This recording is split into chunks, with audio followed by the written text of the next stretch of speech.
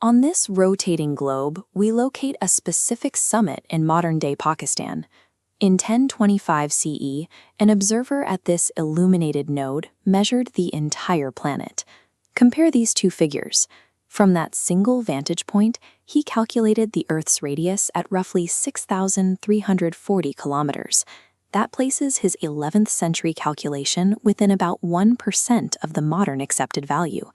A calculation of that scale usually requires massive logistical effort. He did not circumnavigate the globe. He did not dispatch teams of surveyors across continents. He derived the radius of the Earth from the top of one mountain. The scholar's name was Abu Rayhan Al-Biruni, and he relied on careful observation using a single instrument, the astrolabe.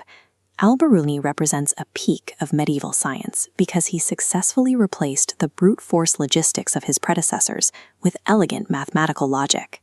To understand how he did it, we have to reconstruct the two-part trigonometric proof he carried out on that mountain.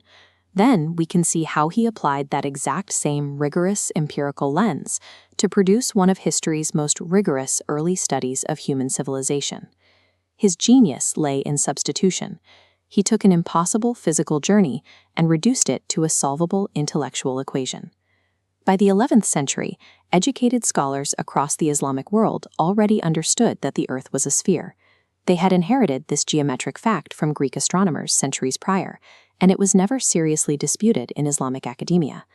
The question was how to find its exact dimensions.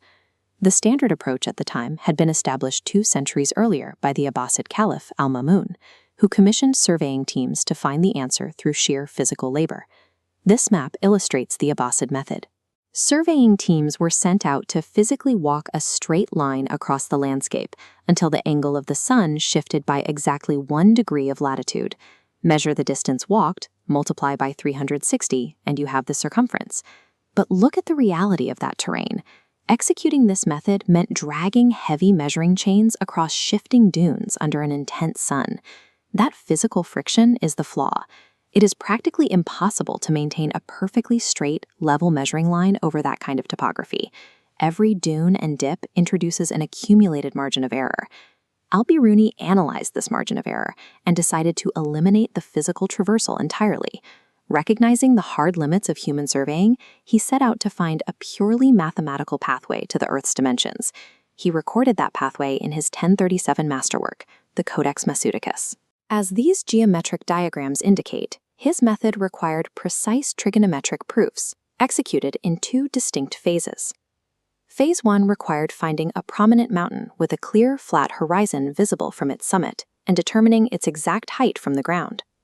He had a strict constraint. He needed the vertical height from sea level, which meant he couldn't just walk up the slope with a measuring tape, nor could he drop a plumb line from the rocky peak. This models his setup. On flat ground facing the mountain, he established a baseline between 2 observation points a precisely known distance apart. Standing at each point, he measured the exact angle of elevation to the mountain's peak. These sightlines form a triangle. The law of sines states any triangle can be solved with 2 angles and 1 side. Knowing the baseline distance and the 2 elevation angles, he mathematically isolated the exact vertical height of the mountain. Phase 1 perfectly encapsulates Al-Biruni's methodology. He used precise angular geometry to extract a physical dimension from the world that was otherwise inaccessible to a human observer. With the exact height of the mountain recorded, Al-Biruni began Phase 2. He carried his astrolabe up to the summit. Looking out from the peak, he executed the geodetic core of his calculation, measuring what is called the dip of the horizon. Because the Earth curves away beneath the observer, the visual horizon sits lower than a true horizontal line drawn from the peak. When Al-Biruni looked at the horizon, his line of sight formed a perfect tangent to the Earth's curved surface.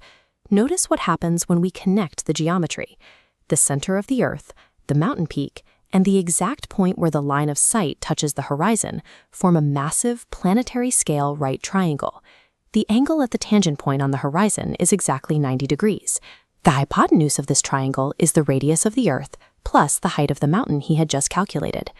Armed with the mountain's height and the dip angle he just measured with his astrolabe, Al-Biruni applied the law of sines one final time. He solved for the only remaining variable, the radius of the Earth itself. By recognizing how the observer, the mountain, and the horizon were locked into a single geometric relationship, he bypassed the need for surveying teams entirely. He reduced a planetary measurement to a puzzle one person could solve. Measuring the Earth's radius was a staggering achievement, but it represents only a fraction of his output.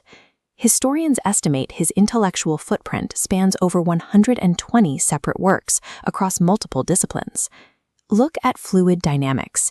He applied that same mathematical exactness to material science, observing how water displaces around submerged objects.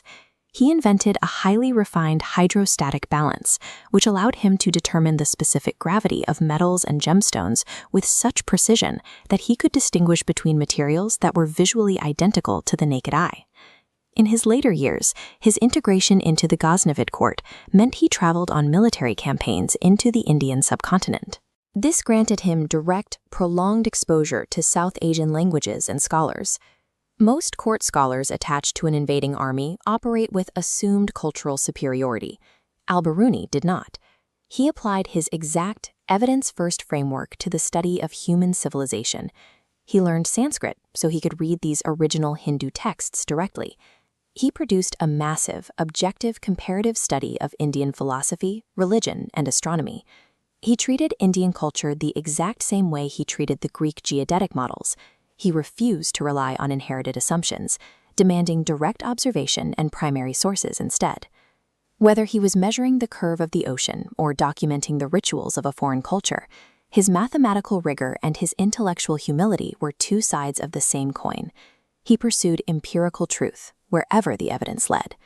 To fully grasp the weight of Al-Biruni's 6,339.6-kilometer calculation, you have to look at the timeline. European scientists would not develop geodetic techniques capable of matching this single observer precision for another 500 years. There are caveats to his math. His calculations assumed the Earth was a perfect sphere, ignoring the slight flattening at the poles, and some of the precise claims we make today depend on exactly how we convert his medieval units into modern kilometers. These technical details do not diminish the achievement. The conceptual breakthrough of the methodology matters more than the specific numerical result. As this globe shows, the Earth is vast, but it is measurable. Al-Biruni's work proves that the scientific method, testing hypotheses against observable, measurable reality, was fiercely alive in the medieval Islamic Golden Age. He demonstrated that rigorous scientific advancement doesn't always require massive institutional resources. Sometimes it just requires a better framework. Al-Biruni never circled the globe. He didn't have to. He conquered its scale from the top of a single mountain, using nothing but an astrolabe, the horizon, and the boundless capacity of human reason.